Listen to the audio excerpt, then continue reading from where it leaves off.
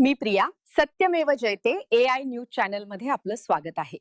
आज शनिवार 7 फेब्रुवारी 2026.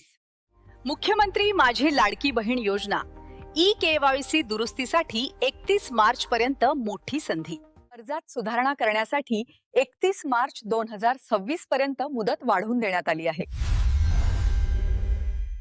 नमस्कार.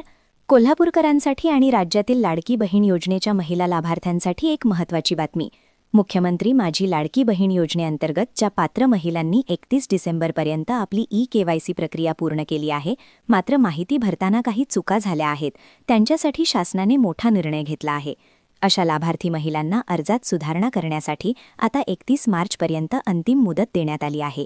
जिल्हा महिला व बालविकास अधिकारी SS वायंगडे यांनी सांगितले आहे की योजनेत अधिकृत पोर्टलवर ही सुधारणा करण्याची सोय उपलब्ध करून देण्यात आली आहे. लक्षात ठेवा, ही शेवटची संधी आहे. यानंतर कोणतीही मुदतवाढ दिली जाणार नाही. त्यामुळे 31 मार्चपूर्वी आपली माहिती अचूक असल्याची खात्री करून घ्या. धन्यवाद. माझ्या लाडक्या बहिणींनो, अशाच अपडेटसाठी लाईक आणि सबस्क्राईब करून बेल आयकॉन क्लिक करा.